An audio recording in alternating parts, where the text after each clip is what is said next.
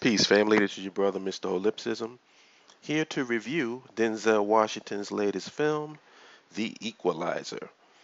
I went to see this film yesterday, and I had a lot of fun with it. I mean, whenever Denzel is in a movie, it's amazing. Like I saw Two Guns the other day. Like I saw it on cable, and I missed it when it first came out because it just looked like you know a typical generic buddy flick, and it was. But Denzel, man, is just any movie that Denzel is in, he elevates. He's just a great actor, man. It's like I mean, even when you see him in mediocre plot, mediocre constructed movies, he does so well. And this movie is not mediocre in any way. It's very good. It's handled by Antoine Fuqua, the guy who directed Training Day. So him and Denzel are sort of like De Niro and Scorsese, or I should say DiCaprio and Scorsese now. And I had a lot of fun with this. It's not an action flick in the sense that that's the thing that dominates it the most. It's mainly a drama with some action in it. That doesn't mean it is boring in any way, because there's nothing. I was never bored at any point of this movie. Um, the character that Denzel plays, um, he he's mythological. And I notice like when I see certain people review this movie, like they say, "Oh, it's unbelievable," da da da da. But it kind of fits with the whole mystique of his character. You know what I mean? Like, I think like my only real complaint about this movie is that it seemed like toward the third act at the end to kind of cop out to some, the typical Hollywood ending type stuff, like that cliched stuff at the end.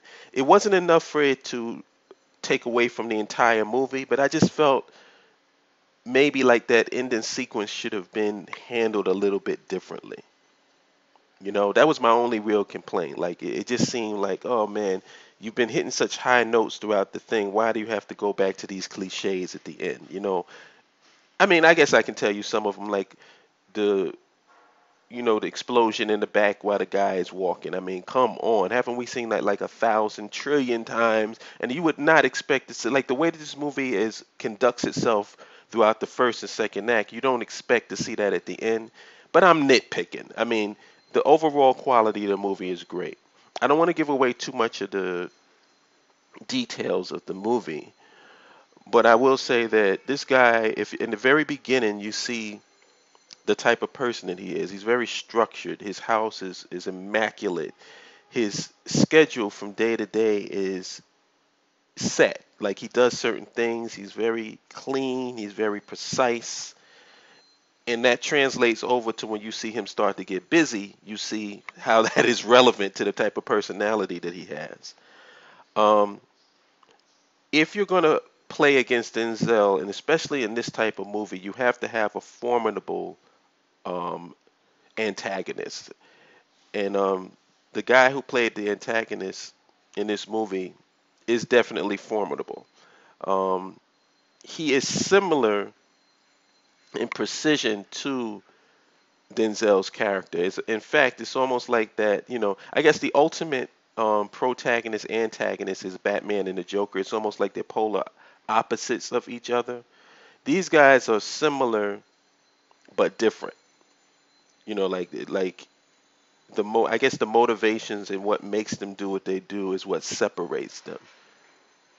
But it was really handled well. Like you don't have and I don't remember the guy's name offhand.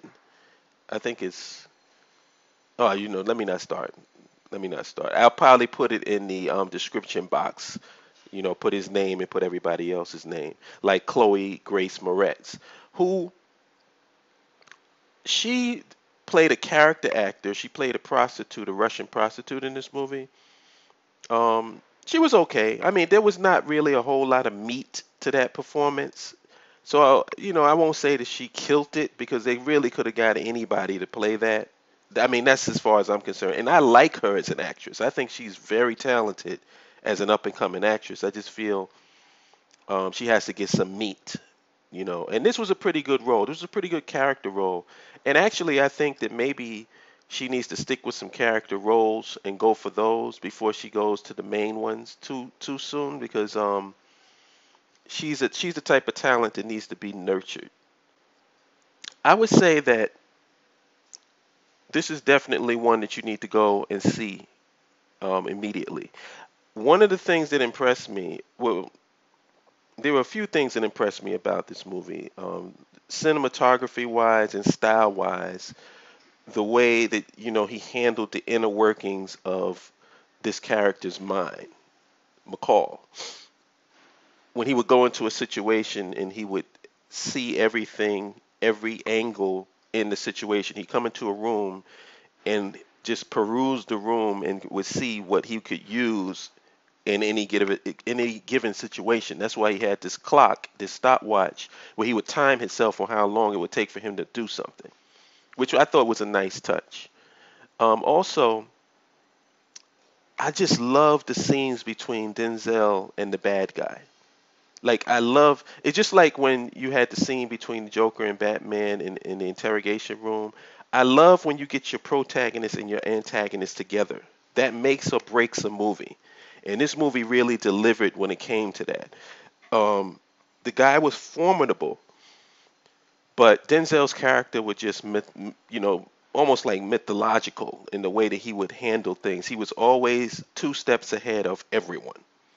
So whenever you think you got him in a situation, he already thought it out and he's already planned for it well in advance. He's like an expert chess player. So I don't want to give away too much. Like I said, this is going to be short because this is a non-spoiler review, but I definitely recommend that you go and see this movie. I want to apologize to the people who like me to doing these reviews because I've missed a lot of movies and some major movies as of late. But in my defense, my family is going through that period that every family goes through when the elders in their family are transitioning. And 2014 has not been a very good year for your brother. It's been rough, man. It's been really rough. And I'm going to try to get back on top of things and try to, get these reviews out as the movies come, as quickly as possible. And I apologize for that. But anyway, go see The Equalizer. It's a great movie. Like I said, my only complaint is at the end it gets a little cliched with the typical stuff that you usually see at the end, but I can forgive that because overall it's just a really engaging, um, real fun time at the movies. If you go and see this with an audience, they're going to have a great time. And also, I just want to add this one thing that I don't think is that much of a giveaway because the title of the movie is The Equalizer. This character basically has been just living his life, going day to day, going to work. He helps out his coworkers, and what starts this whole thing going in motion is that the Russian prostitute that Chloe Grace Moretz is playing happens to get hurt by one of her customers or her pimp. It's kind of we don't really know who did it, but one of those two. And that's what sets the wheels in motion. It's nothing really major. He could have just simply ignored it. But the type of person that he was, he just feels like, there has to be justice. When something is wrong is done, the wrong has to be righted. So things happen to her, things happen to his coworkers, and he's taking care of business behind the scenes. And they don't know that they're working with this guy in some type of Home Depot type situation, and this guy is like the ultimate badass. So I just found that kind of to be kind of funny. But anyway, that's it. I'll talk to you good people later. Peace.